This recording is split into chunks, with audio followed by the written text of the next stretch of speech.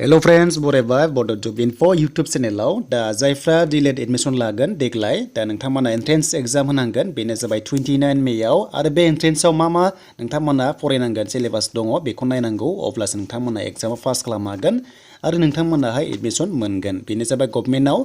दा बेखौ नोंथांमोना भिडिअ नायखाबाय सोर एप्लाइ खालामनो हायो बेनो जाबाय एचएस पास जाथारनांगोन आरो पार्सेन्टआ मिनिमाम 45% जोंनि एसटिफ्रा अब्लासो एप्लाइ खालामनो हागोन बिनि अनगायै जेबो अपसन गैया जायफ्रा 45 नि गाहायाव पार्सेन्ट दङ नोंथांमोना प्राइभेटआव लानो हायो आरो बे टार्मिनेल एग्जाम होनानै नोंथांमोना क्लियार खालामनो हायो दा गोबाव खालामा जों फैबाय अफिसियेल वेबसाइटआव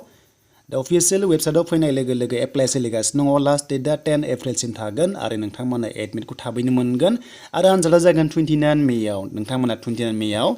आनजादखौ नोंथांमोना होनांगोन अफलाइन होनांगोन अनलाइन नङा दा जायफ्रा एप्लाइ भिडिअ नायाखै डिसक्रिप्शनाव लिंक दङ थुना नायदो भिडिअखौ बिनिफ्राय लास्ट डेटआ 10 एप्रिलसिम थागोन बाट नोंथांमोना एडमिट कार्ड मोनगोन 20 मेयाव आरो आनजादा नोंथांमोना 29 मेयाव आरो रिजाल्टआ नोंथांमोना 24 जुनाव मोनगोन आरो जुलाइआव एडमिशन जागोन थ' नोंथांमोना D.El.Ed जायफ्रा एडमिशन लानो गोसो दङ पास जायोबा लानो हासिगोन गभर्नमेन्टआव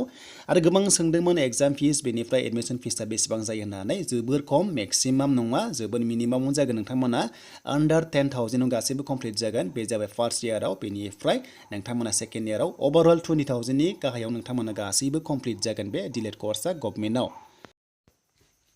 दा बेनिफ्राय एसएससि एमटिएस नि एप्लाइ भिडिअ नोंथांमोना मोनसिगोन गाबोनो दा नोंथांमोना दसे नेथ'दो आरो बेयाव 10 पास जानायफोरानो एप्लाइ खालामनो हायो जेबो पार्सेन्ट नाङा हौवाफोर हिन्जावफोर गासैबो एप्लाइ खालामनो हागोन हाबिलदार पस्ट दङ बेनिफ्राय एमटिएस दङ दा हाबिलदाराव 3,000 नि बारा ओंखारखाबाय बेनिफ्राय एसएससि एमटिएसआव 5,000 नि बारा ओंखारगोन होनना बुंदों दा नोंथांमोना बाहागो लानो हागोन दा जोङो फैनो हायोसै सिलेबासखौ मा दङ दा बेखायनो नोंथांमोना फार्स्टआव मोनसे डाउनलड अपसन मोनो बेयावनो क्लिक खालामनांगोन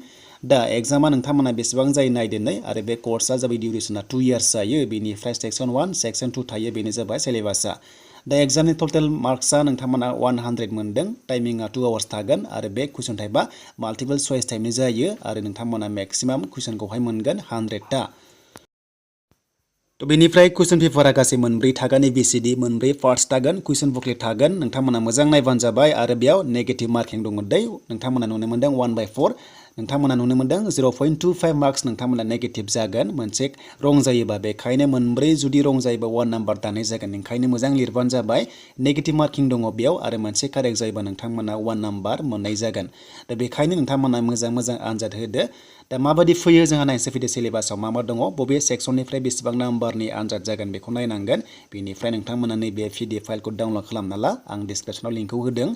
दा सेक्सन 1 आव 35 नाम्बार दङ ए नाम्बाराव इंलिसाव 10 दङ बेनिफ्राय जिकेआव दङ 15 बेनिफ्राय रिजनिंआव दङ 10 गासै 35 सेक्सन 1 आव आरो सेक्सन 2 आव दङ 65 नि जागोन बिनि गेजेराव मेथ्सआव थागोन 15 बेनिफ्राय साइन्स आरो एनभायरनमेन्टेलाव थागोन 15 बेनिफ्राय ससियेल साइन्स दङ बेयाव 20 थागोन बेनिफ्राय लेंगुवेज एसामिस बांला बड' मोनसे जायखिजाया नोंथांमोना सेलेक्ट खालामना लिरनांगोन बेनो जाबाय 15 नाम्बार दङ थ' नोंथांमोना नायदो सेक्सन 1 आरो सेक्सन 2 दङ गासै 100 नि बेयाव एग्जाम नोंथांमोना होनांगोन अफलाइन दा सिलेबासखौ नोंथांमोना नायदो दानिया बे इंलिसनिफ्राय जिकेनिफ्राय मा फैगोन बेयाव गासैबो एबिसिडि लिरनाय दङ